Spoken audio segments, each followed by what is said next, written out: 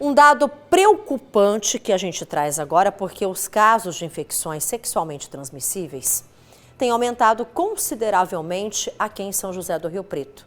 E é uma situação que é muito alarmante. Por isso a gente preparou uma reportagem completa a respeito disso. Uma infecção para a vida toda, sem cura e cercada de tabu. Mas o contágio pelo HIV não significa que a pessoa irá desenvolver AIDS. Doença que chegou ao Brasil na década de 80 e foi muito temida, principalmente entre os jovens. Este infectologista lembra que hoje é possível ser soro positivo e ter um acompanhamento periódico com medicamentos. A infecção pelo HIV da AIDS, né?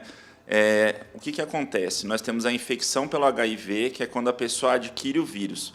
A evolução para a fase AIDS pode demorar alguns anos, né? A fase AIDS já é quando a pessoa tem uma imunidade muito comprometida e aí ela passa a manifestar a perda de peso, as doenças oportunistas, né, que a gente vê por aí.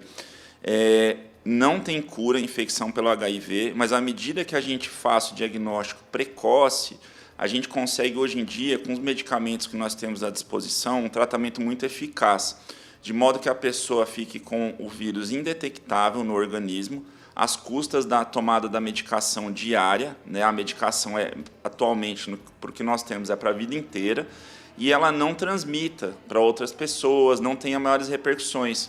Com o passar dos anos, a estratégia de enfrentamento da doença mudou. O especialista reforça que o termo grupo de risco deu lugar a comportamento de risco, quando o assunto é exposição ao vírus. Mas houve queda na testagem durante a pandemia.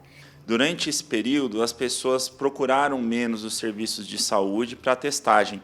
E o que a gente tem visto agora, com o retorno das rotinas, de todos aí, a testagem ela também aumentou, fazendo com que os números de diagnósticos eles tenham aumentado, tanto do HIV, quanto da sífilis, quanto de outras infecções sexualmente transmissíveis. A sífilis ela é uma IST muito mais transmissível do que outras como o HIV. E a sífilis, nós não temos um tratamento ainda padronizado no Brasil que previna de a pessoa adquiri-la. É o uso da camisinha, que é o principal. A sífilis ela é uma doença sistêmica. A sífilis ela pode acometer parte cardiopulmonar, sistema neurológico, a gente pode ter sífilis cutânea também. Não é só uma doença genital, ela é uma doença sistêmica. Então, o importante é que nós façamos testagens regulares para as pessoas que têm vida sexualmente ativa. A gente recomenda aí pelo menos uma vez a cada 6 meses ou uma vez por ano, para que nós peguemos a infecção no início, porque ela é uma infecção tratável, tem cura, e aí com segmento médico regular, as coisas tendem a ficar tranquilas.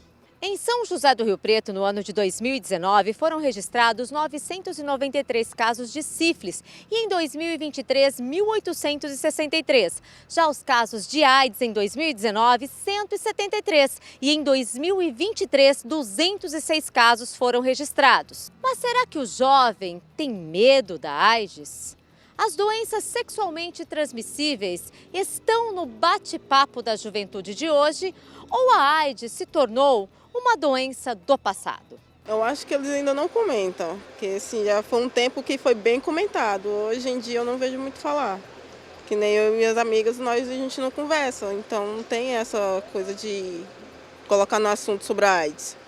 Eu acho que a AIDS foi meio que esquecida por causa dos tratamentos que tem hoje, não é um tema tão debatido como antigamente.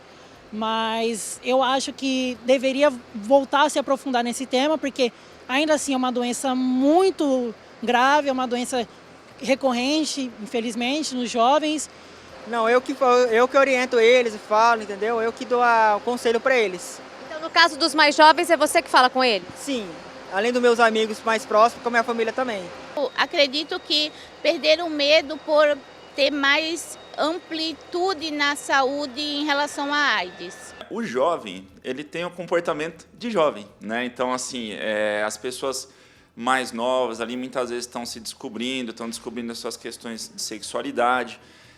Muitas vezes falta informação ali na escola, na família, não consegue obter esse tipo de acesso, né? Então, sim, né, o grupo etário que a gente olha com mais atenção é o grupo etário jovem. Talvez esse fato do HIV hoje em dia não estar tanto na memória quanto nos anos 80 e 90, quando a gente não tinha tratamento, possa influenciar.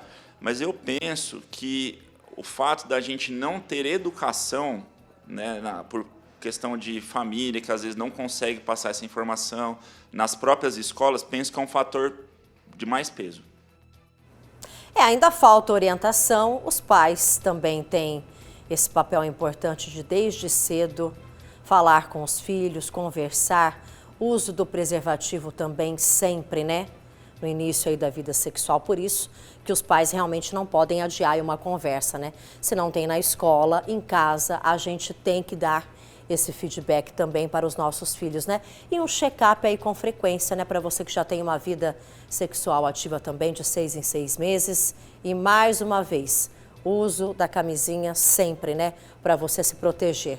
Tá protegendo a sua vida e de outras pessoas também.